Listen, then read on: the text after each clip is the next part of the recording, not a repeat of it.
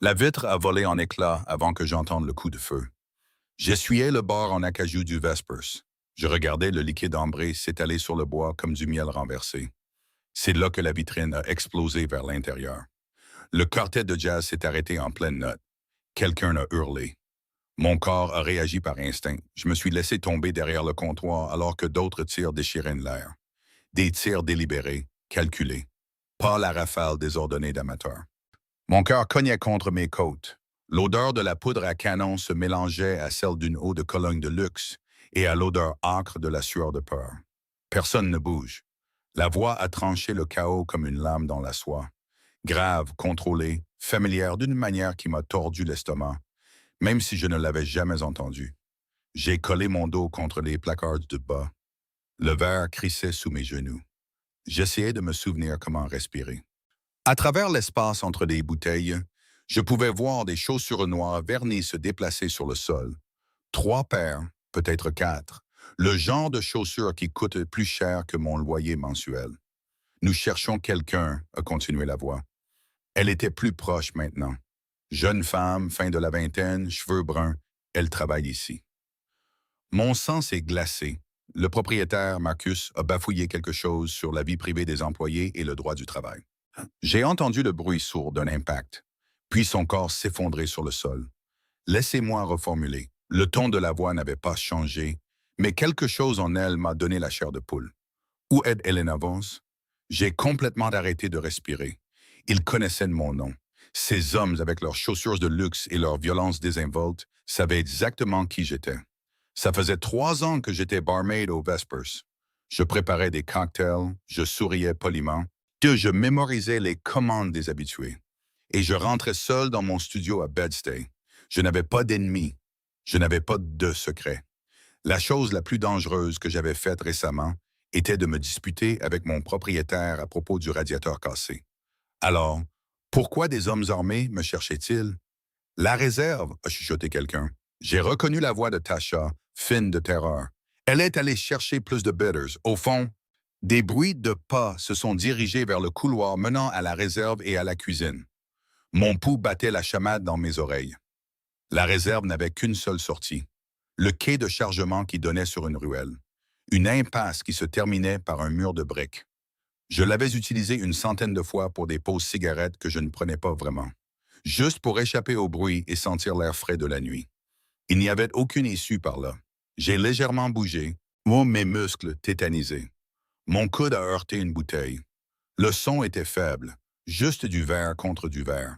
Mais dans le silence terrible, il a résonné comme une cloche. Les bruits de pas se sont arrêtés. Ils ont vérifié derrière le bar. J'ai fermé les yeux, j'ai plaqué ma paume contre ma bouche pour étouffer ma respiration. Le placard sentait l'huile de citron et le vieux bois. Mon uniforme, un pantalon noir, une chemise blanche, un stupide nœud papillon à clip, était trempé de sueur. Les pas se sont approchés, se sont arrêtés juste de l'autre côté du comptoir. J'allais mourir à genoux dans du verre brisé et je ne savais même pas pourquoi. Puis des sirènes, lointaines mais de plus en plus proches. Plusieurs véhicules. Le genre d'intervention qui signifiait que quelqu'un avait appelé les secours avant que la musique ne s'arrête. Une pause, des jurons marmonnés dans ce qui aurait pu être de l'italien ou du russe, puis cette voix à nouveau, tranchante, autoritaire. Partez, maintenant! Les chaussures de luxe se sont retirées. J'ai entendu la porte de derrière s'ouvrir avec fracas, puis le silence, à l'exception de pleurs lointains et des sirènes qui approchaient.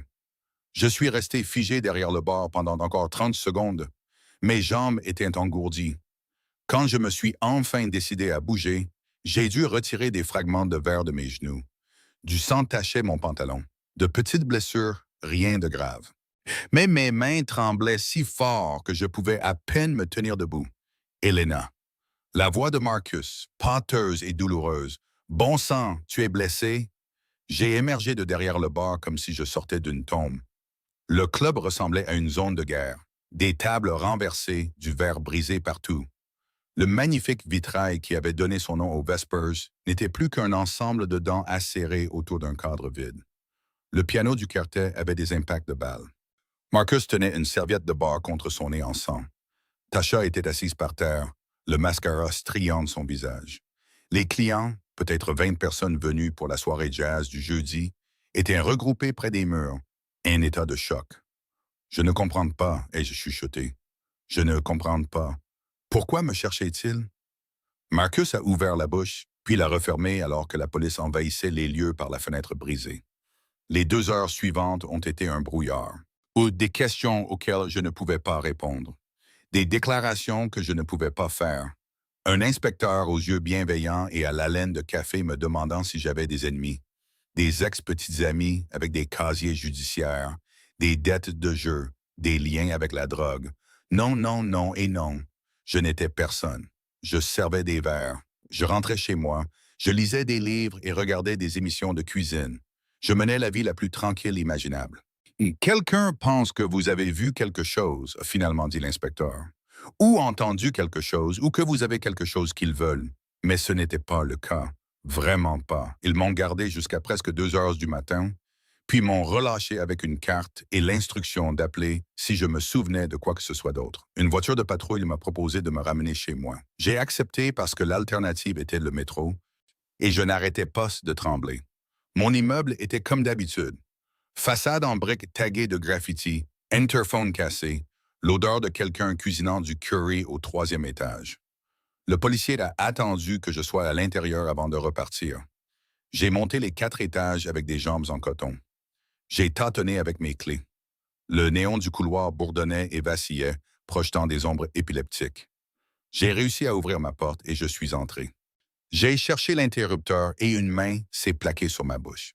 J'ai essayé de crier, mais le son s'est éteint contre une paume qui sentait la menthe et la poudre à canon. Un bras s'est enroulé autour de ma taille, dur comme du fer, me soulevant du sol alors que la porte se refermait derrière nous. Ne bougez pas, a dit cette voix directement dans mon oreille. La même voix que dans le club. Ne criez pas. Ne vous débattez pas. Ne fuyez pas. Je ne suis pas là pour vous faire du mal. Je lui ai mordu la main. Il n'a même pas tressailli. Il a juste resserré son étreinte et m'a emmené plus loin dans mon propre appartement. Mon salon était sombre, à l'exception de la lumière du lampadaire qui filtrait à travers de fins rideaux. Il m'a déposé sur mon canapé d'occasion et a reculé, mais il est resté entre moi et la porte. La lumière, a-t-il dit. Mais doit-on trouver la lampe de table? Je l'ai allumée. Oui, l'homme qui se tenait dans mon salon ne ressemblait en rien à ce que j'avais imaginé. J'avais imaginé quelqu'un de plus âgé, balafré, manifestement violent. Au lieu de ça, j'ai vu quelqu'un d'environ 35 ans avec des cheveux bruns qui tombaient légèrement sur son front et un visage digne des panneaux publicitaires méditerranéens. Mâchoire carrée, les droits, des yeux couleur de fumée, qui me regardaient avec une intensité qui me brûlait la peau. Il portait un costume 3 pièces, gris anthracite, avec du sang qui n'était pas le sien sur les poignets blancs. Le genre de visage qui rendait les femmes stupides. Le genre de corps qui bougeait comme si la violence était une seconde langue. Je m'appelle Dante Rossi, a-t-il dit. Et à partir de ce soir, Elena, vous êtes à moi. J'ai ri. C'était de la mauvaise réaction. Je savais que c'était de la mauvaise réaction au moment où le son a quitté ma gorge. Mais la peur et l'épuisement avaient fait sauter mes filtres. Le rire est sorti aigu et un peu hystérique. Je suis quoi?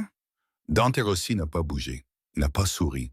Il m'a juste observé avec ses yeux de fumée, comme si j'étais un problème qu'il calculait comment résoudre. Vous avez été témoin de quelque chose il y a 3 nuits, a-t-il dit. Vous ne vous en souvenez pas, mais ils pensent que si. Ce qui signifie qu'ils continueront à venir jusqu'à ce qu'ils soient certains que vous ne pouvez pas parler. Mon rire s'est éteint. Je ne sais pas de quoi vous parlez. Mardi soir, vers 11 heures, un homme est entré au Vespers. Il s'est assis au bout du bar. Il a commandé un Malin. Section. Vous l'avez servi? Je sers 50 personnes par soir. Comment étais-je censé me souvenir? Mardi, service du soir, une nuit calme à cause de la pluie. Et oui, il y avait eu un homme au bout du bar. La quarantaine, une montre de luxe. Un visage que j'avais oublié à l'instant où il était parti. Il est resté assis là pendant 20 minutes, a continué Dante. Puis quelqu'un d'autre est arrivé. Ils ont parlé. Vous étiez assez proche pour entendre. J'ai secoué la tête. Je ne me souviens d'aucune conversation. Non. Ils l'ont tué hier matin. Ils ont jeté son corps dans l'East River avec la langue coupée. Dante a légèrement penché la tête. La langue était un message. pour quiconque aurait pu entendre ce qu'il a dit. La pièce a tangué. Je me suis agrippé au bras du canapé pour me stabiliser. Je n'ai rien entendu, ai-je chuchoté. Je ne sais rien.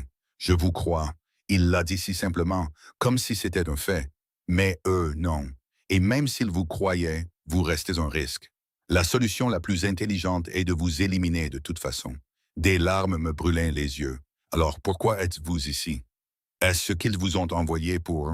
Je suis ici parce que je ne les laisserai pas vous avoir. Les mots m'ont frappé comme une gifle. Je l'ai dévisagé, cherchant le mensonge, le piège. La raison pour laquelle un homme qui ressemblait à un péché de luxe se soucierait de savoir si je vivais ou mourais. Pourquoi? Ma voix s'est brisée. Vous ne me connaissez pas. Quelque chose a traversé son visage, trop vite pour que je puisse le lire. J'en sais assez. Il a bougé alors, traversant la pièce jusqu'à ma minuscule cuisine comme s'il était chez lui. Il a ouvert les placards jusqu'à trouver un verre, l'a rempli d'eau du robinet et me l'a apporté. Le geste était si incongrument domestique que j'ai failli rire à nouveau. J'ai pris l'eau sans la boire. C'est de la folie, ai-je dit. Je devrais appeler la police. Je devrais. La police ne peut pas vous protéger de la Bratva Vulov. Le nom ne me disait rien. Dante a dû le voir sur mon visage car il a continué, sa voix prenant la cadence de quelqu'un expliquant les mathématiques à un enfant. Alexei Vulov contrôle la majeure partie de la distribution d'héroïne à Brooklyn. L'homme que vous avez servi mardi était l'un de ses lieutenants. Il prévoyait de témoigner contre Alexis en échange d'une protection des témoins. La conversation que vous ne vous souvenez pas d'avoir entendue, c'était lui finalisant les détails avec un agent fédéral. Ma bouche est devenue sèche. S'il soupçonne ne serait-ce qu'un instant que vous avez entendu quelque chose, un nom, une date, un lieu, vous êtes morte. Il s'est accroupi devant moi, amenant ses yeux troublants au niveau des miens. Et il soupçonne. Alors, qu'est-ce que je suis censé faire? La question est sortie sèche, teintée de la colère, qui commençait enfin à percer le choc. Me laissez-vous protéger. Je ne vous connais pas. Vous pourriez mentir, vous pourriez être... je pourrais être beaucoup de choses. Sa voix est devenue plus basse, mais en ce moment, je suis la seule raison pour laquelle vous n'êtes pas en train de vous vider de votre sang dans votre baignoire. J'ai tressailli. Il s'est levé, s'est dirigé vers ma fenêtre et a regardé la rue. Ils reviendront ce soir, demain, la semaine prochaine. Ce ne sont pas des gens subtils, Elena. Ils brûleront tout votre immeuble s'il le faut. Alors je fuirai. Je quitterai la ville. Ils vous trouveront. Il ne s'est pas retourné. Ils ont trouvé ma sœur à Vancouver quand elle a essayé de fuir. Ça leur a pris 6 jours. La façon dont il a dit « trouver » m'a noué l'estomac. Qu'est-il arrivé à votre sœur? Ce qui leur est arrivé à eux, c'est moi. Là, il s'est retourné et quelque chose dans son visage m'a fait croire chaque mot. Tous. Ça m'a pris 3 mois, mais je me suis assuré qu'aucun d'entre eux ne pourrait plus jamais faire de mal à qui que ce soit. L'appartement m'a soudain semblé trop petit. Cet homme, ce bel et terrifiant homme, il parlait de meurtre comme s'il s'agissait de dératisation. « Je ne veux pas de ça, ai-je chuchoté. Je sais. » Et il avait l'air presque désolé. « Mais c'est ce que vous avez. » Il s'est dirigé vers la porte. Pendant un instant de folie, j'ai cru qu'il partait et je ne savais pas si je me sentais soulagé ou abandonné. Mais il a juste tourné le verrou, testé la serrure, vérifié les charnières avec une efficacité professionnelle. « Faites un sac, a-t-il dit. 1 minute, juste l'essentiel. Je ne vais nulle part avec vous. Si vous y allez. » Il a regardé sa montre. Quelque chose en platine est compliqué. Dans environ 4 minutes, un SUV noir va se garer de l'autre côté de la rue. 3 hommes en sortiront. Ils contourneront la sécurité de votre immeuble, qui n'existe pas, et ils défonceront votre porte. Si vous avez de la chance, ils vous tueront rapidement. Mon cœur martelait contre mes côtes. Vous ne pouvez pas, juste, je peux. Il m'a regardé alors, vraiment regardé, et j'ai vu quelque chose sous le contrôle froid, quelque chose qui aurait pu être humain autrefois. Je vous emmène, que vous soyez d'accord ou non. Vous pouvez sortir d'ici consciente et relativement calme, ou je peux vous porter. C'est votre choix. Je l'ai cru. Que Dieu me vienne en aide. J'ai cru chaque mot. Je me suis levé sur des jambes tremblantes et je suis allé dans ma chambre. J'ai attrapé mon sac à dos usé. J'y ai jeté des vêtements sans regarder. Sous-vêtements, jeans, pull. Mon chargeur de téléphone, le bracelet en argent que ma grand-mère m'a laissé, une photo de mes parents. Quand je suis revenu, Dante était de nouveau à la fenêtre. Ils sont en avance, a-t-il dit calmement. On sort par l'escalier de secours. Il n'y a pas d'escalier de secours de ce côté. Il était déjà en train d'ouvrir ma fenêtre, poussant le vieux bois avec une force sans effort. L'air froid de novembre s'est engouffré. Il est sorti, puis m'a tendu la main. Je l'ai regardé, lui. Le vide au-delà de la fenêtre qui se terminait probablement dans la ruelle où l'on trouvait des rats de la taille de petits chiens. Derrière moi, j'ai entendu des pas dans le couloir. Lourds, plusieurs paires. La main de Dante n'a pas vacillé. Faites-moi confiance. Je ne lui faisais pas confiance. Mais j'ai quand même pris sa main. Sa poigne était chaude, ferme, incroyablement forte. Il m'a tiré par la fenêtre sur une plateforme métallique dont j'ignorais l'existence. La ville s'étendait en dessous de nous. Des lumières, des ombres et des millions de gens qui n'avaient aucune idée de ce qui se passait dans ce coin oublié de Brooklyn. Descendez, a murmuré Dante, vite et sans bruit. Nous sommes descendus alors que quelqu'un commençait à marteler ma porte. Mes mains étaient moites de sueur. Mes pieds n'arrêtaient pas de glisser sur les barreaux métalliques. Derrière et au-dessus de nous, j'ai entendu le bois se fendre. Nous avons atteint la ruelle. La main de Dante s'est enroulée autour de mon poignet. Et puis nous avons couru. Hier, j'étais barmaid. Je m'inquiétais des pourboires, de Netflix et de savoir si je pouvais me permettre de rendre visite à mes parents pour Noël. Maintenant, je courais dans des ruelles avec un homme qui tuait des gens, pendant que d'autres hommes qui voulaient me tuer fouillaient mon appartement à la recherche d'une conversation dont je ne me souvenais pas. Dante m'a tiré au coin d'une rue, hors dans des ombres plus profondes, et son autre main est venue couvrir à nouveau ma bouche. Respirez. Il a chuchoté contre mon oreille. Lentement, inspiré par le nez. Vous êtes en train de faire un choc. Il avait raison. Les bords de ma vision s'assombrissaient. J'avais l'impression que mes jambes étaient remplies de sable. Je vous tiens, a-t-il dit. Et malgré tout, malgré la folie, la terreur et la destruction complète de toute ma vie, je me suis senti le croire. Restez près de moi. Elena, je ne les laisserai pas vous toucher. Au-dessus de nous, des faisceaux de lampes de poche balayaient l'escalier de secours que nous venions d'abandonner. La voiture attendait à 3 pâtés de maison de là. Une Mercedes noire aux vitres teintées et au moteur qui ronronnait comme un chat satisfait. Dante a ouvert la portière arrière et m'a guidé à l'intérieur avec une main dans le creux de mon dos. Professionnel, impersonnel, comme si j'étais un bagage. Un chauffeur était assis derrière le volant. Il ne s'est pas retourné, n'a pas parlé. Il s'est juste inséré dans la circulation au moment où Dante a fermé la porte. Je me suis tassé dans le coin du siège en cuir, aussi loin de Dante que l'espace le permettait. Mon sac à dos était posé sur mes genoux comme un bouclier. Où allons-nous? Quelque part en sécurité. Dante a sorti son téléphone, ses doigts se déplaçant sur l'écran avec une aisance pratiquée. Quelque part où ils ne vous trouveront pas. Et après, je vais juste vivre là-bas, pour toujours. Il a levé les yeux. Même dans la pénombre de l'habitacle, ses yeux captaient les lumières des lampadaires. Jusqu'à ce que je règle le problème Volkov. 2 semaines, peut-être 3. Le régler comment? Son sourire était une lame. À votre avis? J'ai détourné le regard vers la fenêtre. Nous nous dirigions vers Manhattan, traversant le pont alors que la ligne d'horizon de la ville découpait des formes géométriques contre le ciel noir violacé. J'aurais dû ressentir quelque chose, la peur, la colère, la résignation. Au lieu de ça, je me sentais juste engourdi. Vous saviez, la question est sortie toute petite à propos de la conversation. Ce que cet homme a dit à l'agent fédéral. Non. Mais vous en saviez assez pour me trouver. Je sais comment Alexis pense. Je sais le genre de détails qu'il règle. Dante a rangé son téléphone. Quand j'ai entendu parler de la fusillade aux Vespers, j'ai su que vous étiez la cible. Par élimination. Vous dites ça comme si c'était simple. C'est simple.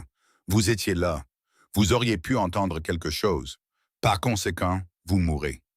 Il l'a dit de manière si factuelle, comme s'il expliquait les mathématiques. Alexis ne traite pas avec les probabilités. Il traite avec les certitudes. La voiture a tourné dans une rue latérale vide, puis est descendue dans un parking souterrain. Des néons vacillaient au-dessus de nos têtes alors que nous descendions sous terre. Le chauffeur s'est garé dans une place marquée « Privé », a coupé le moteur et a enfin parlé. « Tout est calme, patron. » « Patron, Les mots m'ont glacé.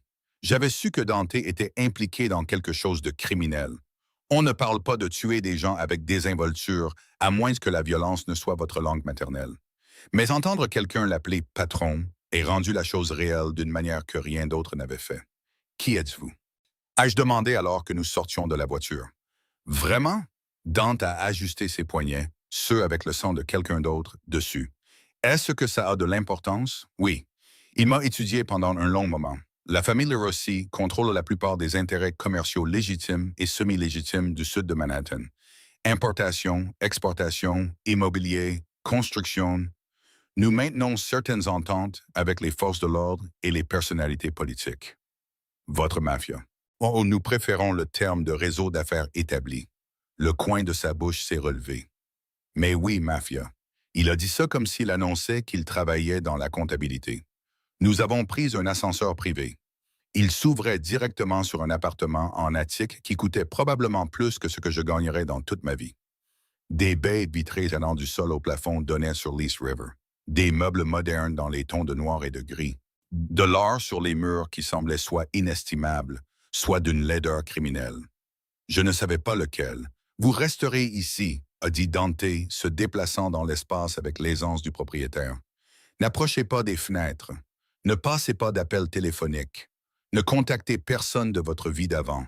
On dira à vos parents que vous prenez des vacances imprévues, que vous voyagez, que vous vous cherchez, à n'importe quelle histoire qui les empêchera de s'inquiéter et de venir vous chercher. Il a ouvert une porte près du salon principal. Chambre, salle de bain par là. Tout ce dont vous avez besoin est fourni. J'ai jeté un coup d'œil dans la pièce, un lit king size, d'autres fenêtres, une salle de bain avec des surfaces en marbre et des robinets qui brillaient comme des bijoux. C'est chez qui ici? Chez moi. Ça m'a fait me retourner. Vous restez ici avec moi. Jusqu'à ce que je sois certain que vous êtes en sécurité. Oui. Il a desserré sa cravate d'une main, un geste si désinvolte qu'il a provoqué quelque chose dans mon estomac. J'ai des affaires à régler pendant la journée, mais les nuits, je serai là. Les implications de cette phrase se sont installées entre nous comme de la fumée. Ce bel homme dangereux. Moi seul dans un appartement pendant des semaines. Je veux ma propre chambre, ai-je dit rapidement. Et un verrou sur la porte. Fait. Il a montré la cuisine. Il y a de la nourriture dans le frigo, de l'alcool dans le placard si vous en avez besoin, des livres dans le bureau. Je ferai livrer des vêtements demain. Vous ne pouvez pas continuer à porter les 3 mêmes tenues. Il se dirigeait déjà vers la porte. Attendez, je ne sais pas ce qui m'a poussé à le dire. Vous n'avez jamais répondu à ma question. Pourquoi faites-vous ça? Pourquoi risquer votre vie pour quelqu'un que vous ne connaissez pas? Dante s'est arrêté, la main sur la poignée de la porte. Ses épaules se sont tendues sous le costume de luxe. Je vous ai dit que j'avais une sœur, avait. Le mot est resté suspendu dans l'air comme un fantôme. Elle était barmaid, elle aussi, a-t-il dit doucement. Et Staten Island, mauvais endroit, mauvais moment. Elle a vu quelque chose qu'elle n'aurait pas dû. Organisation différente, circonstances différentes, mais le même résultat. Ma gorge s'est serrée. Je suis désolé. Ne soyez pas désolé. Il s'est retourné alors, et quelque chose dans son visage l'a fait paraître plus vieux, plus dur. Restez simplement en vie. C'est tout ce dont j'ai besoin de vous, Elena. Restez en vie et laissez-moi faire mon travail. Il est parti avant que je puisse répondre. La porte s'est refermée et j'étais seul dans un penthouse qui coûtait plus cher par mois que ce que je gagnais en un an, portant des vêtements vieux d'un jour qui sentaient la peur et le verre brisé. Je me suis approché de la fenêtre malgré son avertissement. La ville s'étendait en dessous, des millions de lumières, des millions de vies, toutes continuant leur cours alors que la mienne s'était brisée en quelque chose d'inconnaissable.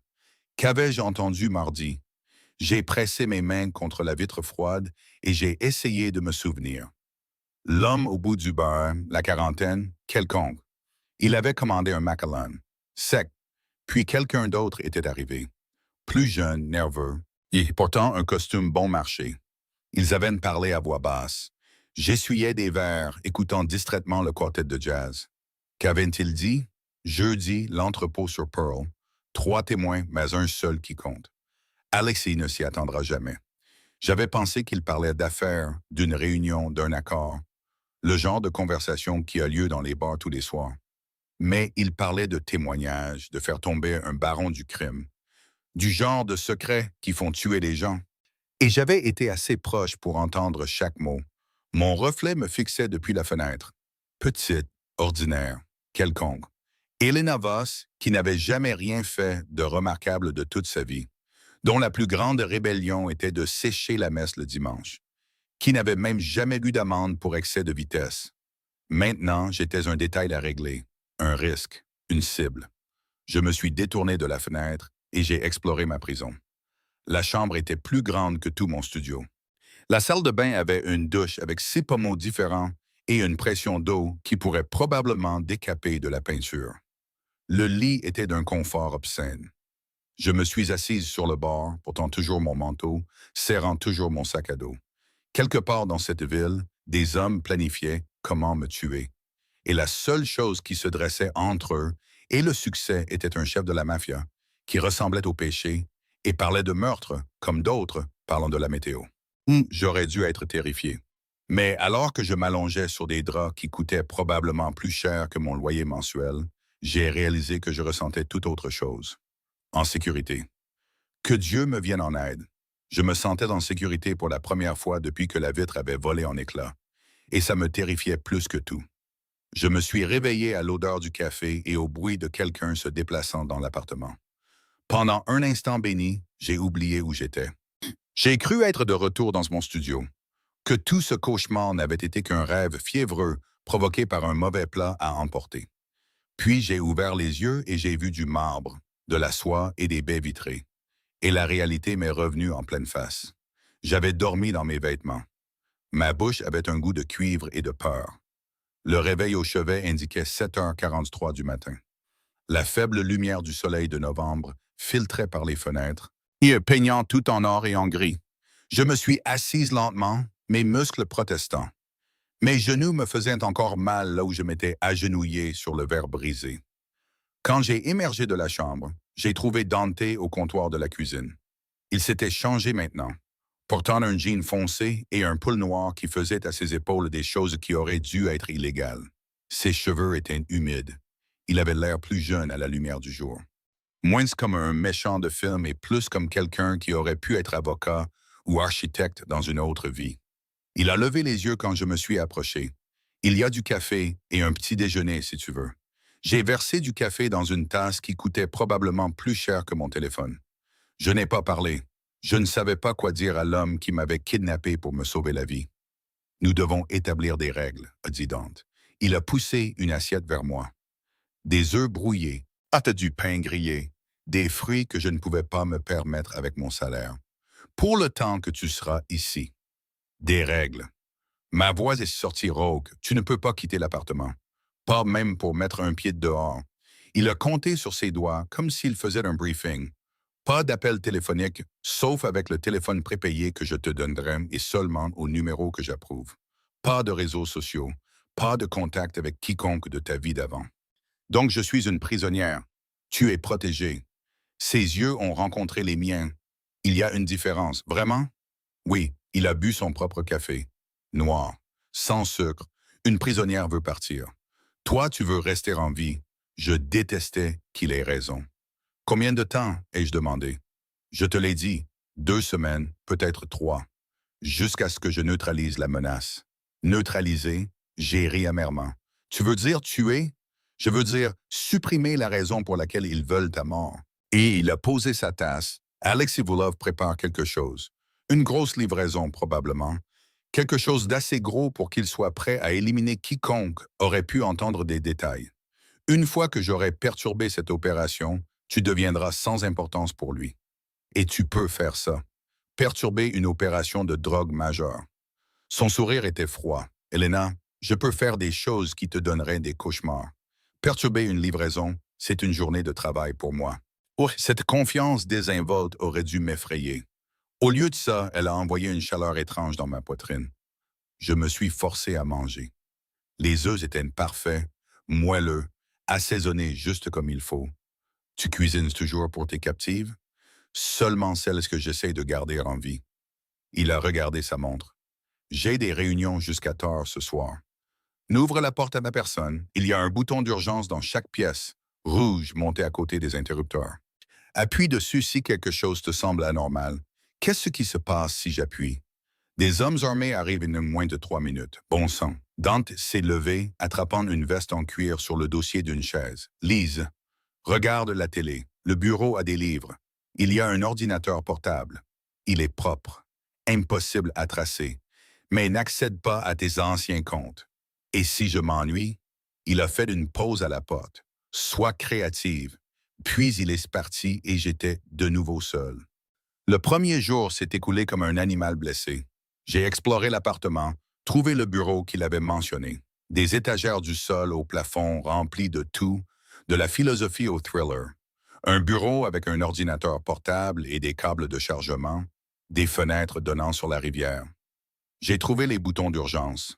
J'en ai testé un en appuyant juste légèrement. Pas assez fort pour le déclencher. Je me suis demandé quel genre d'homme armé arriverait. Combien? S'il ressemblerait à Dante, beau et brutaux, ou à quelque chose sorti d'un film de gangster. J'ai pris une douche de 40 minutes en utilisant des produits qui sentaient la bergamote et le cèdre. J'ai trouvé des vêtements dans le placard de la chambre. Des vêtements de femmes, de différentes tailles, comme s'ils s'étaient préparés à ça. Cette pensée aurait dû me faire froid dans le dos. Au lieu de ça, je me suis demandé combien d'autres femmes il avait cachées ici. L'après-midi, oui, je faisais les 100 pas. L'appartement était immense pour les standards de New York, probablement 200 mètres carrés, mais il ressemblait toujours à une cage. J'ai essayé de lire, impossible de me concentrer. J'ai essayé de regarder la télé. Chaque bruit me faisait sursauter. J'ai essayé de cuisiner quelque chose avec le contenu du frigo obscènement bien rempli, mais je n'avais pas d'appétit.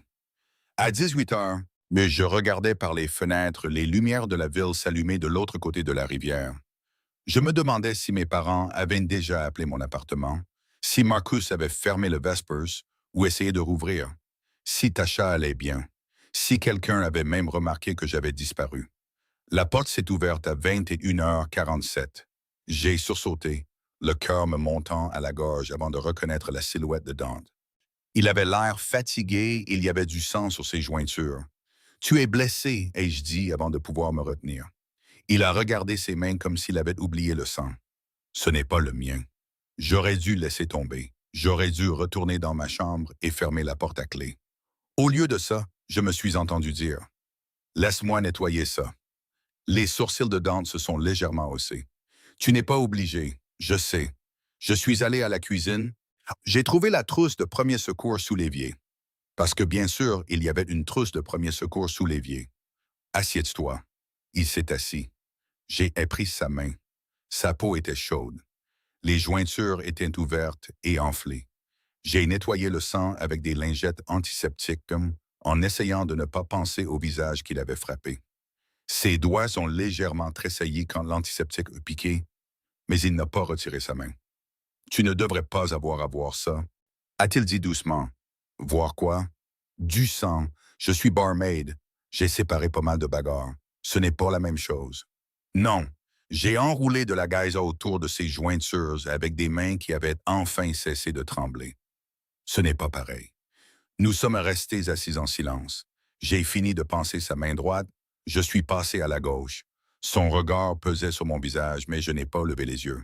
« Tu aurais pu fuir, » a finalement dit Dante, pendant que j'étais parti. Tu aurais pu sortir, essayer de disparaître, et te faire tirer dessus dans la rue. Peut-être. Probablement. Il a fléchi ses doigts bandés. Mais tu n'as même pas essayé. Aurais-je dû? Je ne sais pas. Quelque chose dans sa voix m'a fait lever les yeux.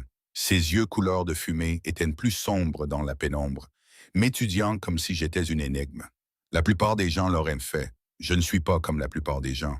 Non. Sa voix est devenue plus basse. Tu ne l'es pas. L'air entre nous est soudain devenu épais. Chargé. Je suis devenu hyper consciente de notre proximité. Son genou touchait presque le mien, mes doigts reposaient encore sur son poignet. L'odeur de son eau de Cologne se mélangeant au cuivre et à l'antiseptique. Je me suis reculé. Tu devrais te reposer. Ça a besoin de temps pour guérir. Ce sera guéri demain matin. Il s'est levé, enlevant sa veste. Merci, Elena. La façon dont il a dit mon nom, douce, prudente, comme si c'était quelque chose de précieux, a répandu une chaleur dans ma poitrine. Pourquoi fais-tu ça? Ai-je demandé. La violence, le sang. Tu es clairement éduqué, intelligent. Tu pourrais faire n'importe quoi. Pourquoi choisir ça? Dante m'a regardé pendant un long moment. Parce que le monde est plein d'hommes comme Alexis Voulov. Des hommes qui prennent, blessent et détruisent sans conséquence. Quelqu'un doit les arrêter. Tu n'es pas un héros. Non. Son sourire était triste. Mais je suis le monstre que les autres monstres craignent. Parfois, ça suffit. Il m'a laissé debout dans la cuisine, ces mots résonnant dans ma tête. J'ai touché l'endroit sur mon poignet où son pouls avait battu contre mes doigts. 2 semaines, peut-être 3. Ensuite, je pourrais retourner à ma vie tranquille et ordinaire. J'aurais dû compter les jours. Au lieu de ça, je me demandais ce qui se passerait quand il se terminerait. 3 jours se sont transformés en 4 puis 5. Dante partait tôt chaque matin et revenait tard chaque nuit. Parfois avec du sang sur ses vêtements, parfois avec des bleus florissants sur sa mâchoire ou ses côtes. Il n'expliquait jamais et je ne demandais jamais. Mais j'ai commencé à l'attendre. Je me disais que c'était parce que l'appartement semblait trop vide, trop silencieux, que j'étais juste seul et que je m'ennuyais. Mais quand j'ai entendu sa clé dans la serrure vers 22 heures le 5e soir, mon cœur a fait quelque chose de compliqué dans ma poitrine. Il avait l'air pire que d'habitude. Une coupure au-dessus du sourcil, un gonflement le long de sa pommette. Sa chemise, elle était déchirée à l'épaule. Bon sang, ai-je soufflé. Qu'est-il arrivé? Les hommes d'Alexis deviennent désespérés. Il a haussé les épaules en enlevant sa veste avec une grimace. J'ai trouvé un de leurs intermédiaires. J'ai eu une conversation. Une conversation qui t'a laissé l'air d'être passé dans un hachoir à viande. Ouais, tu devrais le voir, lui. Mais il n'y avait aucun humour dans sa voix. J'ai attrapé la trousse de premier secours, notre rituel nocturne maintenant, et j'ai montré le canapé. Assieds-toi. Cette fois, il n'a pas discuté. J'ai nettoyé la coupure au-dessus de son sourcil avec des doigts doux. Il est resté très immobile, me regardant avec ses yeux indéchiffrables. Sa peau était chaude sous mon contact. Je pouvais sentir son pouls battre dans sa tempe. Tu deviens doué pour ça, a-t-il murmuré. Oh, j'ai eu de l'entraînement. J'ai tamponné de l'antiseptique sur la coupure. Il a tressailli. Désolé. Ne le sois pas. J'ai eu pire. Ce n'est pas rassurant. Sa bouche a tressailli, presque un sourire. Elena. Merci pour ça. Pour ne pas rendre les choses plus difficiles qu'elles ne le sont. J'ai fait une pause, un pansement papillon à mi-chemin de sa peau. Qu'est-ce que je ferais d'autre? Crier, pleurer, essayer de fuir, te détester de m'avoir piégé ici. Sa main s'est levée et je t'attrapant de mon poignet. Pas pour me retenir, juste pour me toucher. La plupart des gens me détesteraient. Tu veux que je te déteste? Ce serait plus simple. Les mots flottaient entre nous comme de la fumée. Son pouce traçait de petits cercles à l'intérieur de mon poignet, juste sur mon pouls. Mon souffle s'est coupé. Plus simple pour qui? Ai-je chuchoté. Les yeux de Dante se sont assombris. Sa prise s'est resserrée d'une fraction. Elena. La fenêtre a explosé vers l'intérieur. Je n'ai pas eu le temps de crier. Le corps de Dante s'est projeté contre le mien, nous envoyant tous les deux au sol alors que le verre pleuvait. Son poids m'a écrasé contre le tapis, sa main protégeant ma tête, me protégeant des débris, des coups de feu. 3, 4, perforant l'espace où nous étions assis, puis le silence. Dante s'est soulevé légèrement, juste assez pour me regarder. « Tu es blessé? » J'ai secoué la tête, incapable de parler. Mes oreilles bourdonnaient. Il a roulé sur le côté, a sorti une arme de quelque part dans son dos. Depuis quand portait-il une arme? Et il s'est dirigé vers la fenêtre brisée en position accroupie. « Reste à terre », a-t-il ordonné. Je me suis plaqué contre le sol, le cœur battant si fort que j'ai cru qu'il allait me briser les côtes. L'air froid entrait par la fenêtre cassée. Le verre scintillait partout comme de la neige mortelle. Dante a regardé dehors, l'arme levée, puis a juré violemment en italien. Ils sont partis. Sniper. Probablement à 2 immeubles de là. Il s'est retourné vers moi et son visage était taillé dans la pierre. Nous devons partir maintenant. Mais tu avais dit, j'avais tort. Il a attrapé mon bras, me relevant. Le verre crissait sous nos chaussures. Ils t'ont trouvé plus vite que prévu. On ne peut pas rester ici. Ou, quelque part de plus sûr. Un endroit où ils ne penseraient jamais à chercher. Il se déplaçait déjà dans l'appartement, attrapant sa veste, un sac noir que je n'avais jamais vu auparavant. Prends seulement ce dont tu as besoin. 30 secondes. J'ai couru vers la chambre sur des jambes tremblantes. J'ai attrapé mon sac à dos, le bracelet de ma grand-mère, un pull. Mes mains tremblaient si fort que je pouvais à peine fermer la fermeture éclair. Quand je suis revenu, Dante était à la porte, l'arme toujours à la main. Reste derrière moi. Ne cours pas. Ne fais pas de bruit. Ses yeux ont rencontré les miens. Et Elena, et si je te dis de faire quelque chose, tu le fais immédiatement. Compris? J'ai hoché la tête. Nous avons pris les escaliers au lieu de l'ascenseur. 17 étages. Mes jambes me brûlaient quand nous avons atteint le parking. La Mercedes avait disparu. À la place, il y avait une Honda banale qui ressemblait à toutes les autres voitures de New York. Véhicule différent à chaque fois, a expliqué Dante alors que nous montions. Il suivait probablement la Mercedes. Il conduisait comme il faisait tout le reste, avec un contrôle absolu et zéro hésitation. Nous avons serpenté dans des rues que je ne reconnaissais pas, fait demi-tour 2 fois, traversé un tunnel qui nous a menés au Queens. Où allons-nous? Ai-je finalement demandé. Quelque part où Alexis ne chercherait jamais. 20 minutes plus tard, nous nous sommes arrêtés devant une petite maison de ville à Astoria. Façade en briques étroites, jardinières avec des plantes mortes. Complètement banal. Dante a coupé le moteur. La maison de ma mère. Je l'ai dévisagée. De ta mère. Elle est en Italie pour l'hiver. Depuis 3 ans, cet endroit est vide, à l'exception d'un service de nettoyage qui vient 1 fois par mois.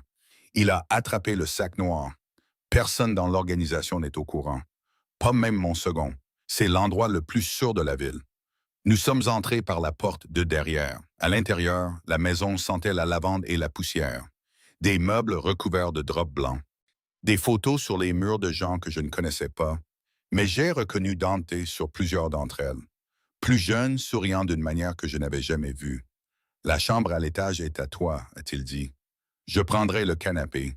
Demain, je ferai installer la sécurité. Rien d'évident, juste des précautions.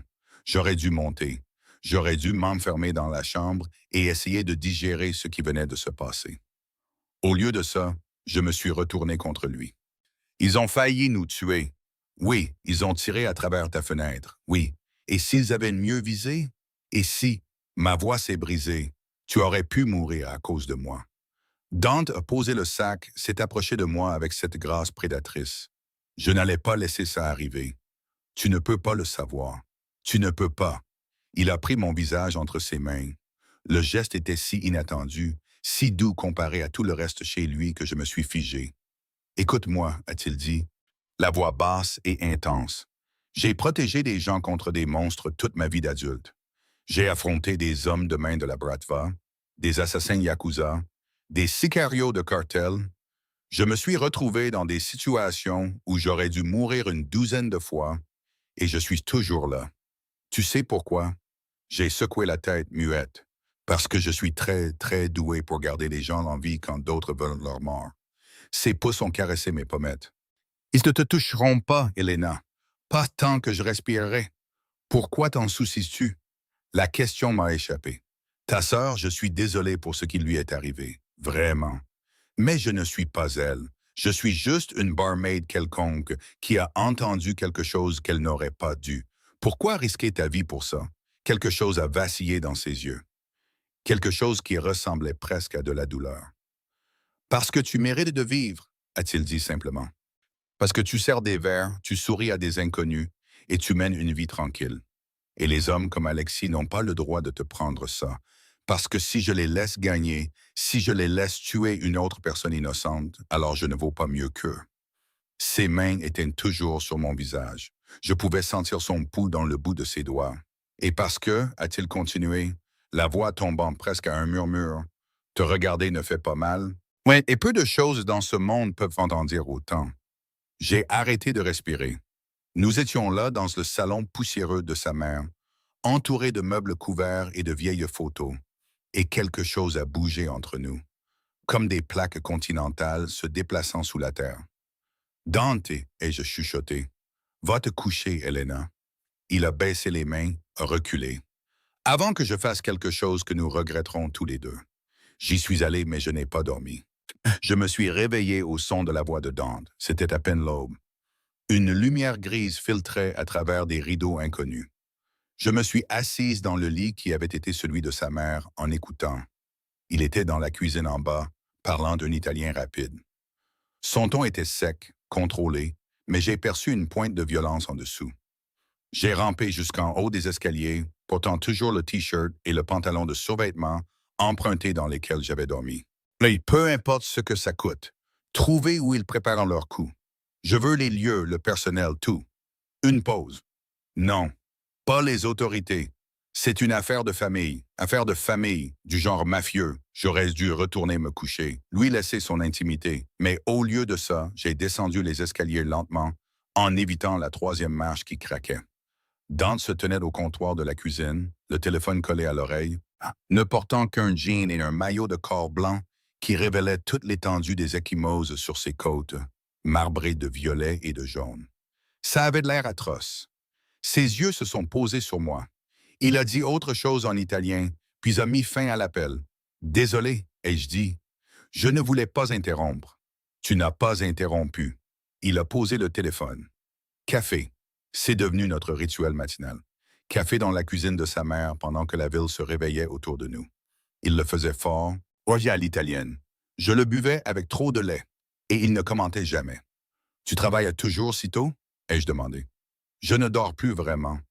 Il l'a dit nonchalamment, comme si c'était un fait.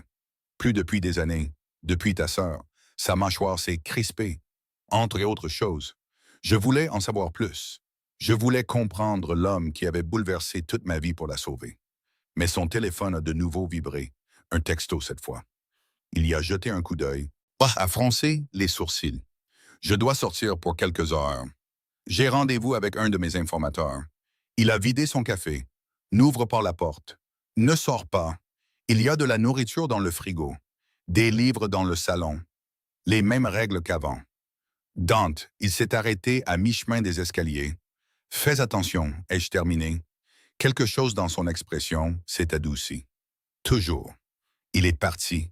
J'ai passé la matinée à explorer la maison plus en détail. J'ai trouvé des albums photos dans le salon. Dante enfant, les Dantes du bonheur et souriant. Dante adolescent, déjà grand, déjà beau. Dante dans la vingtaine avec une fille qui avait ses yeux et son sourire. Sa sœur, sans aucun doute. J'ai étudié son visage. Elle avait l'air heureuse sur ses photos, vivant d'une manière que les gens en photo ne sont souvent pas. Je me suis demandé si Dante avait encore des photos d'elle ou si elles étaient toutes ici, dans cette maison qu'il ne visitait jamais. L'après-midi, j'étais agité. J'ai fait des pompes dans la chambre, j'ai rangé les placards de la cuisine, j'ai relu la même page d'un thriller 3 fois sans en absorber un mot. Dante est revenu à 18 heures et j'ai su immédiatement que quelque chose n'allait pas. Il était trop immobile, trop calme, le genre de calme qui précède la violence. Qu'est-il arrivé? Ai-je demandé. J'ai trouvé où il garde la livraison. Il est allé à la cuisine et s'est versé un scotch d'une bouteille sous l'évier, l'a bu sec. Un entrepôt à Red Hook, lourdement gardé. Il la déplace demain soir. C'est une bonne nouvelle, non? Tu peux la perturber. Me rendre sans importance pour eux. C'est compliqué. Il sait se verser plus de scotch. La livraison est plus grosse que je ne le pensais. Et une unité fédérale prévoit de faire une descente le même soir. Si j'agis en premier, je compromets leur opération. Si je les laisse agir en premier, il n'a pas terminé. Je suis toujours un détail à régler, ai-je terminé. Oui, je l'ai rejoint dans la cuisine. Alors, que fais-tu? J'improvise. Il m'a regardé alors, vraiment regardé, et quelque chose dans ses yeux a fait un bond dans mon estomac. Elena, si ça tourne mal demain, ne dis pas ça. J'ai besoin que tu saches que mon second, Marco, a des instructions pour te faire sortir de la ville. Nouvelle identité, nouvelle vie. Il s'assurera. Dante, arrête. J'ai attrapé son poignet. Rien ne va mal tourner. Tu as dit que tu étais doué pour ça, alors sois doué. Je suis doué pour beaucoup de choses. Je ne suis pas doué pour les garanties. Alors ne garantis rien. Juste, Je ne savais pas comment finir. Reviens, c'est tout. Ne meurs pas. Ne me laisse pas seul dans cette maison qui sent la lavande de quelqu'un d'autre. Essaye, c'est tout. Sa main libre s'est levée, glissant une mèche de cheveux derrière mon oreille. Le geste était si tendre que ma poitrine s'est serrée. Tu t'es glissé sous ma peau, a-t-il dit doucement. En l'espace de 6 jours, tu m'as donné envie de rentrer à la maison. C'est dangereux, Elena. Pour nous deux. Je ne comprends pas. Les hommes comme moi n'ont pas le droit de garder des choses. Son pouce a tracé ma mâchoire. Nous sommes trop proches de l'obscurité. Finalement, elle avale tout ce que nous touchons. Je ne te demande pas de me garder. Vraiment? La question s'est restée en suspens entre nous et j'ai réalisé avec une clarté surprenante que peut-être que si.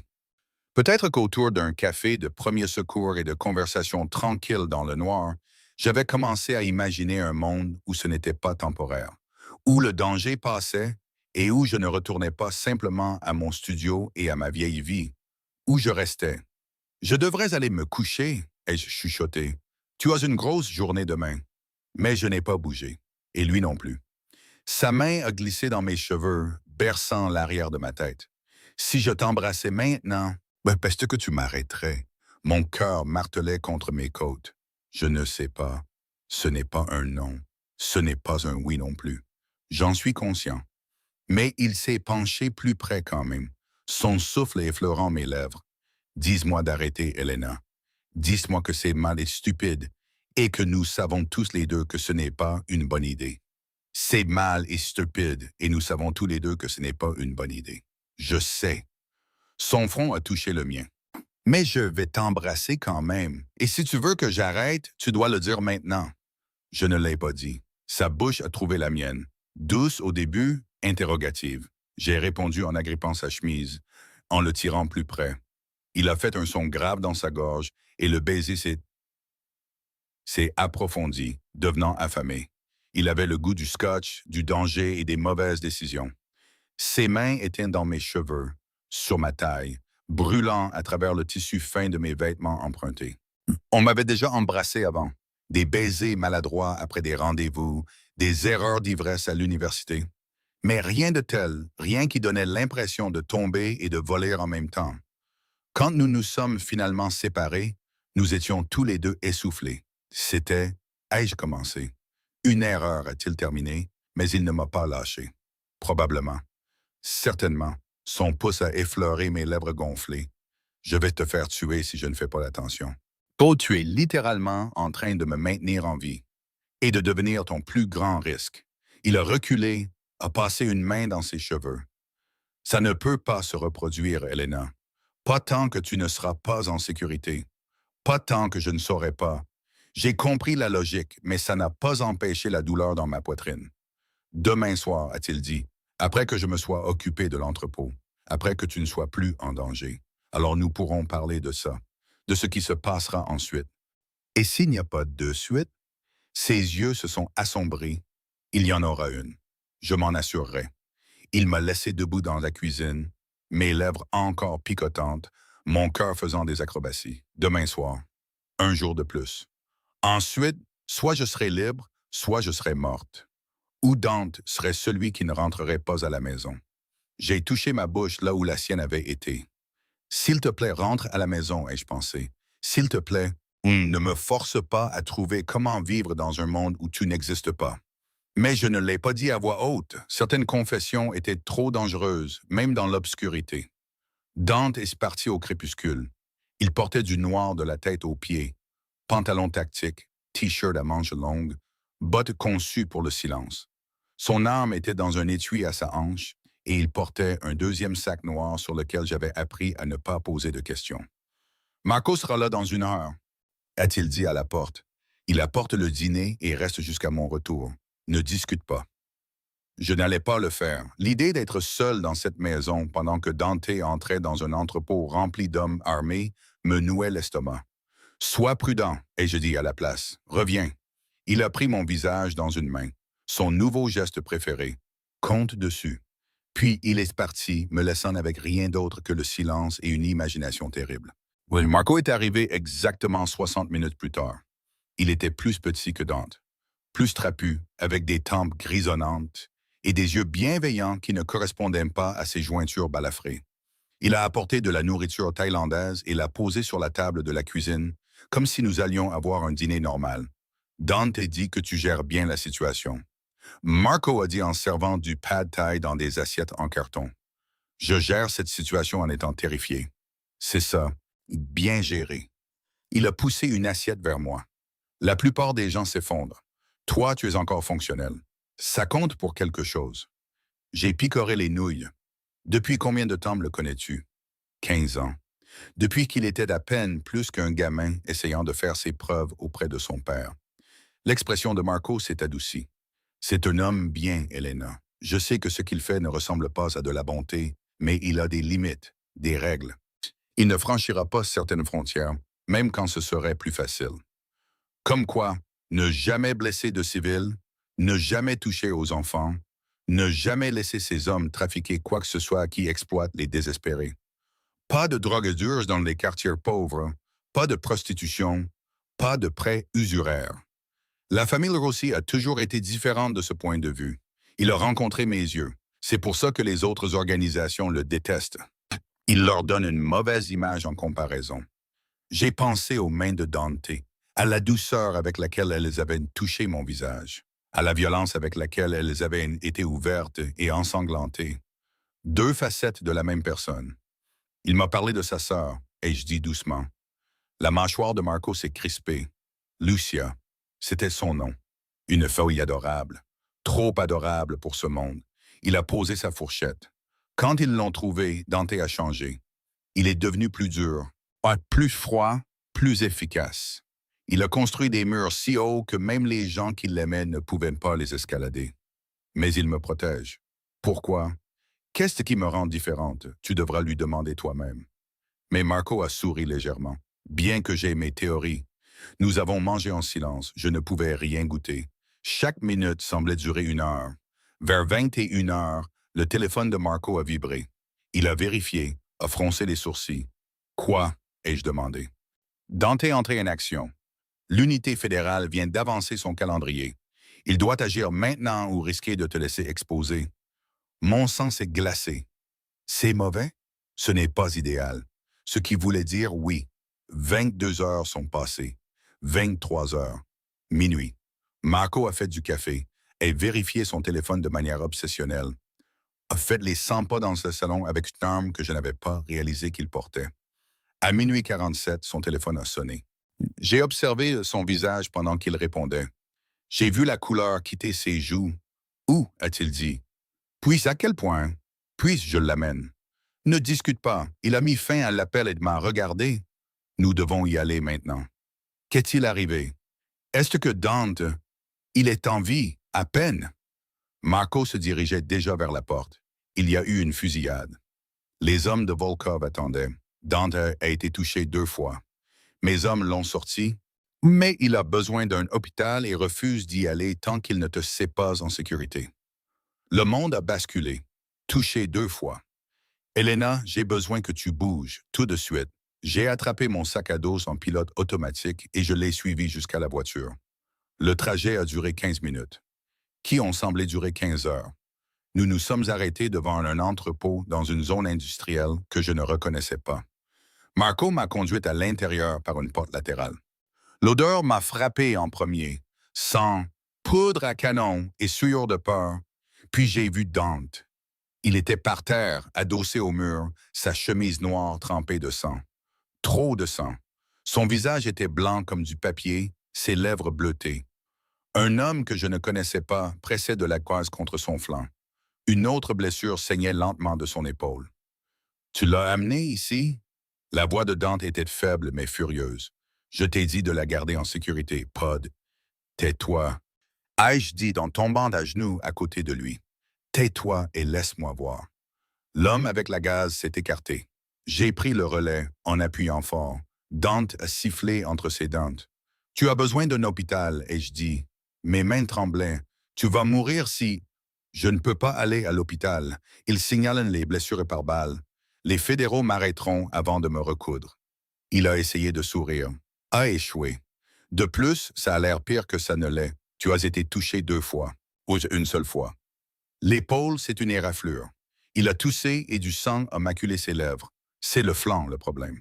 Marco était au téléphone, parlant un italien rapide, ordonnant quelque chose. Un médecin peut-être, ou un prêtre. J'ai maintenu la pression sur la blessure, sentant le sang de Dante s'infiltrer entre mes doigts. Il était si chaud, trop chaud. Pourquoi as-tu fait ça? Ai-je demandé. Pourquoi te risquer comme ça? La livraison est détruite, l'opération de Volkov est fichue. L'unité fédérale a assez de preuves pour le mettre en prison à vie. Chaque mot semblait lui coûter. Tu es en sécurité maintenant, Elena. Ils n'ont aucune raison de te poursuivre. Je me fiche d'être en sécurité si tu meurs. Les mots sont sortis avant que je puisse les arrêter. Des larmes coulaient sur mon visage. Tu m'entends? Je m'en fiche. Pas si c'est le prix à payer. La main de Dante s'est levée, celle qui n'était pas pressée contre son flanc, et a touché ma joue. Ça en valait la peine. Quand a-t-il chuchoté? Oh, tu en vaux la peine? Non, non, ce n'est pas vrai. Je ne suis personne. Je suis juste une barmaid qui... Tu es tout. Ses yeux commençaient à perdre leur focus. Tu m'as rappelé ce que c'était de vouloir que quelqu'un soit en sécurité, de vouloir que quelqu'un rentre à la maison. Je n'avais pas ressenti ça depuis... Il n'a pas terminé. Dante, reste éveillé, s'il te plaît. Si fatigué. Non, regarde-moi. J'ai pris son visage dans ma main libre, étalant du sang sur sa pommette. Tu as promis de revenir. Tu as promis que nous parlerions de la suite. Alors reste éveillé et tiens cette promesse. Ses yeux se sont légèrement concentrés. Autoritaire, terrifié. Ne le sois pas. Son pouce a tracé ma mâchoire. Je suis très difficile à tuer. Puis ses yeux se sont révulsés et il est devenu mou dans mes bras. J'ai hurlé. Les heures suivantes ont été un chaos. Un médecin est arrivé, pas d'un hôpital. Quelqu'un que Marco a appelé de Dieu sait où. Ils ont déplacé Dante sur une table, ont découpé sa chemise. Il y avait tellement de sang. Je suis resté dans un coin et je les ai regardés travailler. Je les ai regardés retirer la balle de son flanc. Je les ai regardés nettoyer, suturer et panser. J'ai regardé le médecin secouer la tête et dire des mots comme perte de sang, hémorragie interne et pronostic vital engagé. Marco se tenait à côté de moi. Il a survécu à pire. Vraiment? Oui. Mais la voix de Marco n'était pas certaine. L'aube s'est levée. Une faible lumière filtrait à travers les fenêtres sales de l'entrepôt. Le médecin a terminé, a donné des instructions à Marco et parti. Dante était allongé sur la table, sa poitrine se soulevant et s'abaissant faiblement, toujours inconscient, toujours si pâle qu'il ressemblait à un cadavre. J'ai tiré une chaise à côté de lui, j'ai pris sa main, celle sans la perfusion. « Tu n'as pas le droit de mourir, ai-je chuchoté. Tu m'entends? Tu n'as pas le droit de m'embrasser, de me dire que je me suis glissé sous ta peau et ensuite de mourir dans un entrepôt. Ce n'est pas comme ça que cette histoire se termine. » Sa main a légèrement tressailli dans la mienne.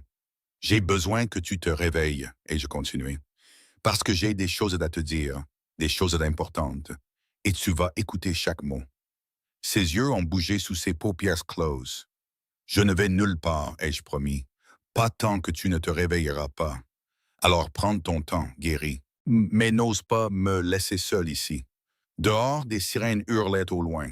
La ville continuait de bouger, indifférente aux catastrophes privées. Et je veillais à côté d'un homme qui était devenu tout en l'espace d'une semaine impossible, attendant qu'il revienne à moi. Dante s'est réveillé le deuxième jour. Je somnolais sur la chaise à côté de son lit de fortune quand sa main s'est resserrée autour de la mienne. Mes yeux se sont ouverts d'un coup pour le trouver, en train de me regarder avec des yeux brillants de fièvre. Elena. Sa voix était rauque, à peine plus qu'un murmure. Mais je n'avais jamais rien entendu de plus beau. Tu es réveillé. Je me suis levé si vite que la chaise a basculé en arrière. Comment te sens-tu? As-tu mal? Dois-je appeler le médecin? Marco a dit, arrête. Il en a essayé de sourire. Trop de questions. Tu as été inconscient pendant 36 heures. Oui, j'ai le droit à plusieurs questions. C'est juste. Il a essayé de s'asseoir. Est devenu blanc et s'est effondré sur les oreillers avec un juron étouffé. Ne bouge pas, idiot. Je l'ai aidé à ajuster les oreillers en essayant de ne pas bousculer son flanc bandé. On t'a tiré dessus, tu te souviens? En faisant des choses stupides et héroïques. Je me souviens. Ses yeux suivaient de mon visage. Tu es resté. Où serais-je allé d'autre? N'importe où. Tu es en sécurité maintenant. Volkov est en détention fédérale. Son organisation est dispersée. Plus personne ne te cherche. Il a fait une pause. Tu es libre, Elena. Le mot aurait dû me remplir de soulagement. Au lieu de ça, il a eu l'effet de verre dans ma poitrine. Libre, ai-je répété. Marco peut t'installer dans un nouvel appartement, t'aider à retrouver ton travail au Vespers ou ailleurs si tu préfères. Une compensation financière pour tout ce que tu as traversé, tout ce dont tu as besoin. Il m'offrait ma vie en retour. Ma vie normale, tranquille, ordinaire. J'aurais dû être reconnaissante. C'est ce que tu veux? Ai-je demandé. Que je parte. Quelque chose a traversé son visage. C'est ce qu'il y a de mieux pour toi. Ce n'est pas ce que j'ai demandé. Dante a détourné le regard. Ce que je veux n'est pas pertinent. Vraiment? Non. Sa mâchoire s'est crispée. Tu as vécu une semaine de traumatisme. Le syndrome de Stockholm est réel. Donne-toi le temps de digérer ce qui s'est passé avant de prendre. Ne fais pas ça. J'ai attrapé sa main. N'ose pas me dire que ce que je ressens n'est pas réel. Ne minimise pas ça. Ça ne devrait pas exister. Mais ses doigts se sont entrelacés avec les miens. Tu devrais me détester de t'avoir entraîné dans mon monde. Pour le danger, pour le sang, pour m'avoir sauvé la vie. Pour m'avoir protégé alors que tu n'avais aucune raison de le faire. Pour m'avoir fait me sentir plus en sécurité que je ne l'avais été depuis des années, malgré tout. Ma voix s'est brisée. Ouais, je te déteste vraiment pour ça, Elena. Je t'ai vu mourir. Des larmes me brûlaient les yeux. Je suis restée assise sur cette chaise pendant 36 heures à attendre que tu te réveilles. Et tout ce à quoi je pouvais penser, c'est que je n'ai jamais pu te le dire. Je me suis arrêté, j'ai dégluti difficilement. Me dire quoi? Que je ne veux pas retourner à mon ancienne vie.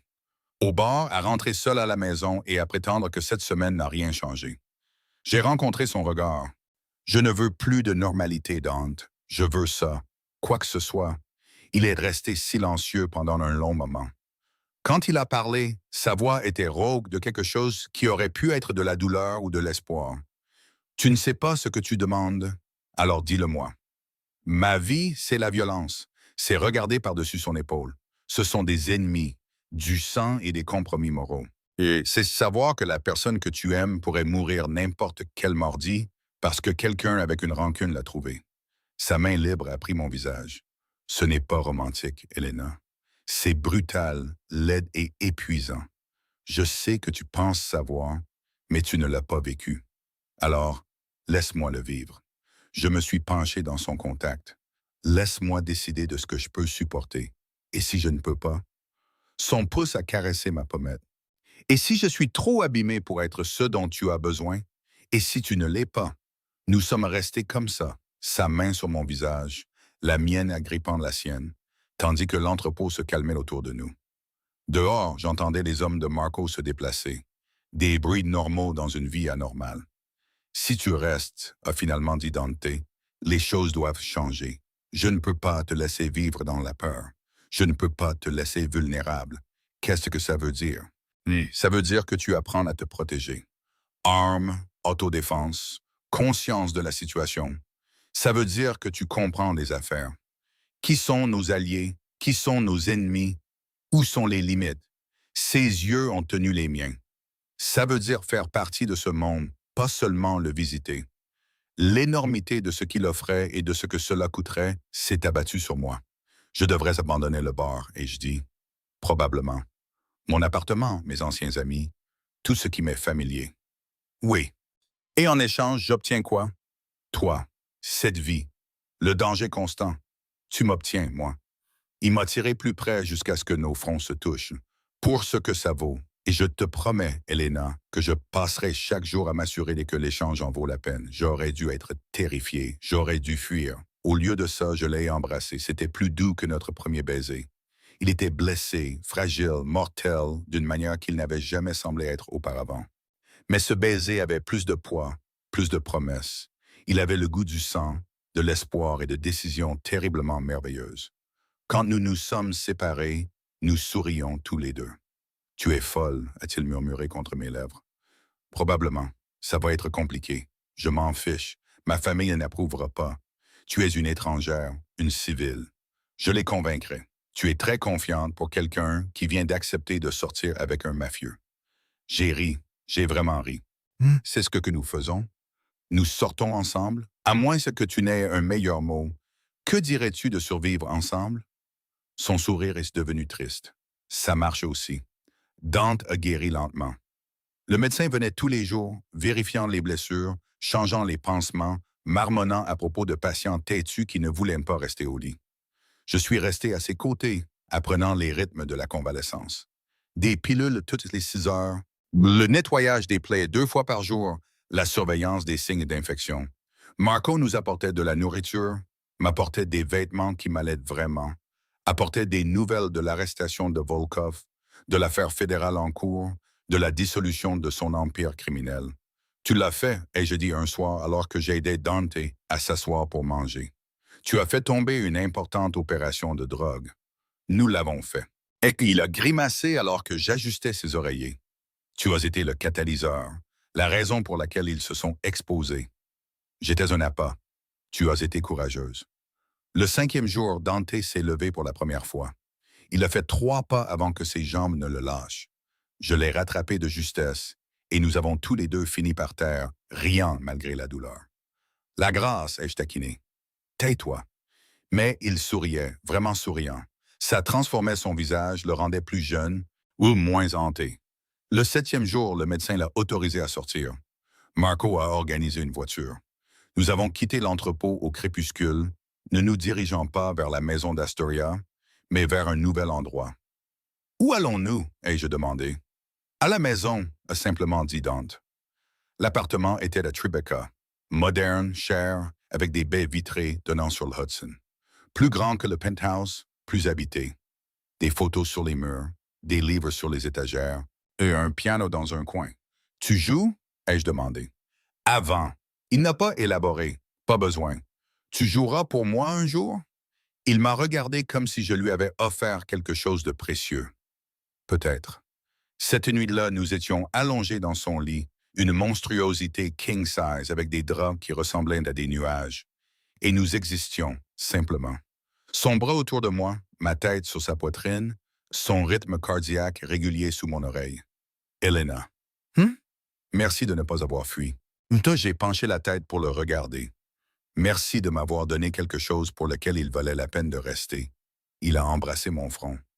Ça va être difficile. Je sais. Des gens nous poursuivront. Mes ennemis. Peut-être même certains alliés qui n'approuvent pas.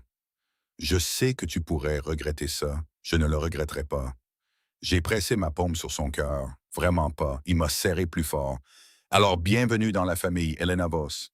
Et malgré tout, malgré le danger, le sang et la destruction complète de ma vie sûre et ordinaire, je ne m'étais jamais senti autant à ma place. Apprendre à faire partie du monde de Dante, c'était comme apprendre une langue étrangère en immersion. Déroutant, écrasant, parfois terrifiant. La première leçon est arrivée 3 jours après notre emménagement dans l'appartement de Tribeca. Marco est arrivé à 7 heures du matin avec une femme nommée Sophia. Début de la quarantaine, ex-militaire, avec des yeux qui pouvaient couper du verre. C'est ton instructrice d'autodéfense, a expliqué Dante. 2 heures chaque matin jusqu'à ce que tu puisses te débrouiller dans un combat. Je suis barmaid, ai-je protesté. Je n'ai jamais frappé personne de ma vie. Sophia a souri. Ce n'était pas amical. Quand j'en aurai fini avec toi, ce ne sera plus un problème. Elle avait raison. La première semaine m'a laissé couverte de bleu. J'ai appris à briser des prises, à frapper des points vulnérables, à utiliser l'élan d'un attaquant contre lui. J'ai appris que la peur pouvait être une arme si on la canalisait correctement. Dante regardait parfois, appuyé contre le cadre de la porte de la pièce que nous avions transformée en salle de sport. Son flanc guérissait encore, mais il bougeait mieux chaque jour, la couleur revenant sur son visage. « Tu deviens doué », a-t-il dit après que j'ai réussi à retourner Sophia sur le tapis. « Je deviens désespéré de ne pas être un fardeau », ai-je corrigé. « Tu n'as jamais été un fardeau, mais je voulais être plus que quelqu'un qu'il protégeait. Je voulais être quelqu'un qui pouvait se tenir à ses côtés. » La deuxième leçon était l'entraînement aux armes. Un stand de tir dans le Queens, géré par un des cousins de Marco. Le bruit seul me faisait bourdonner les oreilles malgré la protection. Mais j'ai appris à charger, viser, Tirer. J'ai appris à démonter un Glock et à le remonter en moins d'une minute. J'ai appris que tirer sur quelqu'un dans la vraie vie n'avait rien à voir avec les films. C'était plus salissant, plus bruyant, plus permanent. Je ne sais pas si je pourrais vraiment l'utiliser, ai-je avoué à Dante un soir, sur une personne. J'espère que tu n'auras jamais à le faire. Il a pris l'arme de mes mains, l'a rangée dans le coffre-fort à côté du lit. Mais si c'est ta vie ou la leur, je veux que tu choisisses la tienne à chaque fois. La troisième leçon était les affaires elles-mêmes. Dante m'a emmené à des réunions, parfois dans des restaurants, parfois à l'arrière de commerces légitimes, une fois dans le sous-sol d'une église, ce qui m'a profondément mise mal à l'aise. La famille Rossi fonctionne différemment de la plupart des organisations, a-t-il expliqué, alors que nous nous rendions à une rencontre avec un représentant syndical. Nous ne traitons pas avec la souffrance humaine. Pas de prostitution, pas de drogue dure, pas de prêtres prédateurs. Nous contrôlons des entreprises légitimes aux origines douteuses et maintenons l'ordre dans les quartiers que la police a abandonnés. Ça ressemble à une justification. C'en est une. Il n'a pas quitté la route des yeux, mais c'est aussi vrai. Le monde n'est pas noir et blanc, Elena. Parfois, la meilleure option est le gris foncé. J'ai rencontré ses lieutenants. Marco, je le connaissais déjà. Puis il y a eu Vincent, fin de la vingtaine, trop beau pour son propre bien, qui s'occupait des recouvrements. Angela, la quarantaine, froide comme la glace, qui dirigeait leur blanchiment d'argent à travers une chaîne de restaurants. Dom, 60 ans, l'air d'un grand-père, supervisait les opérations portuaires où transitaient la plupart de leurs importations légitimes. Ils m'ont évalué comme si j'étais un investissement commercial, ce que je supposais être. Elle n'a pas l'air de grand-chose, a dit Vincent pendant un dîner dans l'un des restaurants d'Angela. Je suis juste là, ai-je dit. Bien, ça veut dire que tu m'as entendu. Il s'est penché en avant. Le patron n'a pas amené de femme aux affaires de la famille depuis 15 ans. Pas depuis... Vincent, la voix de Dante était douce mais mortelle. Fais attention. Vincent a levé les mains. Je dis juste, les gens vont la tester. Ils voudront s'assurer qu'elle peut le supporter. Je peux te le supporter, ai-je dit. Et toi? Angela a fait tourner le vin dans son verre. Et peux-tu regarder quelqu'un se faire blesser, vraiment blesser, et ne pas courir à la police? Peux-tu garder des secrets qui pourraient te mettre en prison? Peux-tu accepter que l'homme avec qui tu couches a tué des gens et tuera encore? La table est devenue silencieuse. J'ai regardé Dante. Son visage était taillé dans la pierre, mais j'ai vu la tension dans ses épaules. C'était important pour lui que je réussisse ce test. J'ai vu des hommes armés tirer à travers une fenêtre pour essayer de me tuer, ai-je dit, en regardant Angela dans les yeux. J'ai vu Dante se vider de son sang sur le sol d'un entrepôt. J'ai passé les 3 dernières semaines à apprendre à me battre, à tirer, à voir des menaces partout où je regarde. Alors oui, Angela, je peux te supporter, parce que l'alternative est de retourner à une vie où je suis en sécurité, à l'aise et complètement seul. Et j'ai appris que la sécurité ne vaut pas grand-chose si on est vide à l'intérieur. Angela a souri, vraiment souri. Elle fera l'affaire. Le reste du dîner a été plus facile. Ils m'ont posé des questions sur ma famille, classe ouvrière, mon père mécanicien, ma mère enseignante, mes études, université communautaire. J'ai abandonné après 2 ans parce que je ne pouvais pas me permettre de continuer. Ma vie avant Dante, tranquille, petite, quelconque. Bien, a dit Marco. Ça veut dire que tu ne t'es pas fait d'ennemis. Tu n'as pas laissé de traces. Tu es une page blanche. Quelle chance, ai-je dit sèchement. La main de Dante a trouvé la mienne sous la table, l'a serrée doucement. 4 semaines après l'entrepôt, Dante m'a emmené rencontrer sa mère. Nous avons pris l'avion pour Naples. Première classe. Dante tenait à peine dans un siège, même avec plus d'espace pour les jambes. Il avait bien guéri, bougeait sans hésitation maintenant. Oh, bien que je le surprenne parfois à se frotter le flanc quand il pensait que je ne regardais pas. Sa mère vivait dans une villa surplombant la baie. Pierre blanche, toit en terre cuite, des jardins qui nécessitaient probablement un personnel à plein temps. Elle était plus petite que ce à quoi je m'attendais, à peine 1,50 m, avec des cheveux argentés et les yeux couleur de fumée de Dante. « Maman », a dit Dante en lui embrassant les 2 joues. « Voici Elena. » Elle m'a étudié comme si elle lisait un livre, puis, avec un accent mais dans un anglais parfait. « Vous êtes la barmaid pour qui mon fils a failli mourir. »« Oui, madame. Appelez-moi Isabella. » Elle a pris ma main. Venez, nous allons déjeuner. Vous me raconterez comment vous avez convaincu mon fils têtu de laisser quelqu'un entrer dans sa vie après toutes ces années. Le déjeuner a duré 3 heures. Isabella a posé des questions sur ma famille, mes intérêts, mes intentions. Rochette était gentille mais implacable. J'avais l'impression de passer un entretien pour un poste auquel je n'avais pas postulé. Il est seul depuis trop longtemps, a-t-elle dit alors que nous nous promenions dans ses jardins par la suite. Dante avait été appelé pour un coup de fil. Des affaires qui ne pouvaient pas attendre. Après la mort de Lucia, il s'est renfermé. Il est devenu le travail. Il a oublié comment être humain. Je suis désolé pour votre fille. Moi aussi. Ses yeux étaient tristes.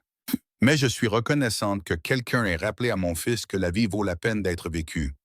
Même les vies dangereuses. Ce soir-là, alors que nous nous préparions à rentrer à New York, la mère de Dante m'a prise à part. Aimez-le doucement, a-t-elle dit. Il est plus fort que quiconque que je connaisse, mais il est aussi plus fragile qu'il ne le prétend. Ne le brisez pas, Elena. Je ferai de mon mieux. Elle a serré ma main. C'est tout ce que chacun de nous peut faire. De retour à New York, l'automne a laissé place à l'hiver. La ville s'est transformée. Froide, lumineuse et belle. Je m'entraînais chaque matin avec Sophia. J'assistais à des réunions avec Dante. J'ai appris le rythme de sa vie. Et lentement, j'en suis devenu une partie. Pas Elena Voss, ancienne barmaid, mais Elena Rossi. Pas techniquement mariée, mais le nom est resté quand même. La femme de Dante, sa partenaire. Quelqu'un dont les gens chuchotaient le nom dans le même souffle que le sien. « Es-tu heureuse? » a demandé Dante un soir alors que nous étions au lit, la ville scintillant au-delà des fenêtres. J'y ai réfléchi à ce que j'avais perdu, ma vie tranquille, mon anonymat, mes illusions sur la sécurité, à ce que j'avais gagné. Un but, un sentiment d'appartenance, lui. Oui, ai-je dit. Et toi? Son bras s'est resserré autour de moi. Plus que je n'en ai le droit. Bien, j'ai déposé un baiser sur sa poitrine, juste sur son cœur. Alors continuons comme ça. Dehors, et la neige a commencé à tomber. La première de la saison, couvrant la ville de blanc, la rendant nouvelle, rendant tout possible. La menace est arrivée fin janvier. J'étais avec Dante depuis 3 mois. 3 mois d'entraînement, de réunion, d'apprentissage de la navigation dans son monde. 3 mois à m'endormir dans ses bras et à me réveiller reconnaissante d'être encore en vie. Puis Vincent a s'appelé à 3 heures du matin, sa voix tranchante d'urgence. Nous avons un problème. Dante était hors du lit avant que je sois complètement réveillé. Il a pris l'appel dans le salon, parlant un italien rapide. Quand il est revenu, son visage était de pierre. « Qu'est-ce qui ne va pas? » ai-je demandé. « Le neveu de Volkov. Il est sorti de prison et il vient pour se venger. » Mon sang s'est glacé. Je pensais que l'organisation d'Alexis était finie, en grande partie.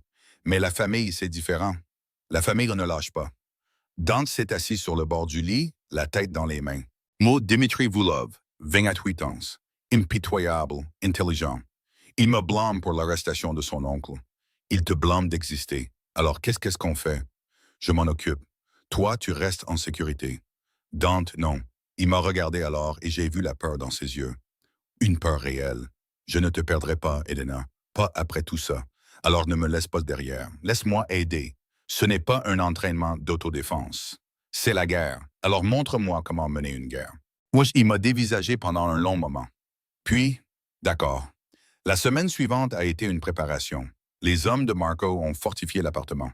Fenêtres par balles, portes renforcées, système de sécurité qui coûtait plus cher que les voitures de la plupart des gens. Dante me déplaçait dans un endroit différent chaque nuit. Hotels, planques. Une fois dans l'appartement de Vincent pendant que Vincent restait ailleurs. Je portais une arme partout, la gardais dans mon sac à main. On à portée de main, la sécurité enlevée. Sophia m'a entraîné jusqu'à ce que je puisse réagir sans réfléchir. Quelqu'un t'attaque par derrière. Que fais-tu? Tourner vers l'attaque, frapper la gorge, fuir si possible, se battre si nécessaire. Dante se coordonnait avec ses lieutenants. Il suivait les mouvements de Dimitri. Il était entré illégalement dans le pays. Avait 3 hommes avec lui. Il était armé et patient. Il ne se précipitait pas, il planifiait. Il attendra le moment parfait, dit Dante lors d'une séance de stratégie. Impact maximal. Il veut que je souffre avant de mourir, ce qui signifie qu'il te cible en premier. Les mots auraient dû me terrifier. Au lieu de ça, ils m'ont mis en colère. Alors laissons-le venir, ai-je dit, selon nos conditions. Les yeux de Dante se sont aiguisés. À quoi penses-tu? Je pense que j'en ai marre de me cacher. Marre de laisser ces gens dicter ma vie. J'ai rencontré son regard. Mettons fin à ça. Ce qui a suivi a été la chose la plus dangereuse que j'ai jamais faite. Nous avons tendu un piège. Nous avons fait fuiter ma position, un restaurant à Chelsea où j'étais censé dîner seul. Vincent et Angela ont répandu la rumeur par des canaux qu'ils savaient atteindre Dimitri. Il enverra ses hommes d'abord, a dit Marco lors des derniers préparatifs. Pour tâter le terrain, s'ils réussissent, il finira le travail lui-même. Et s'ils échouent, alors nous le finirons. La nuit du piège. Je portais une robe rouge et trop de bijoux. J'avais l'air de tout ce que je n'étais pas. Douce, vulnérable, une proie facile. Dante et ses hommes se sont positionnés dans tout le restaurant et les rues environnantes. J'avais un micro scotché à mes côtes, une arme attachée à ma cuisse et un couteau dans ma botte. Je me suis assise à une table près de la fenêtre et j'ai attendu. Ils sont arrivés à 20h47. Deux hommes se déplaçant dans la foule comme des requins. J'ai reconnu l'intention dans leurs mouvements, la façon dont ils scannaient les sorties, calculaient les distances. Je me suis levé comme si j'allais aux toilettes. J'ai marché nonchalamment vers l'arrière. Ils ont suivi.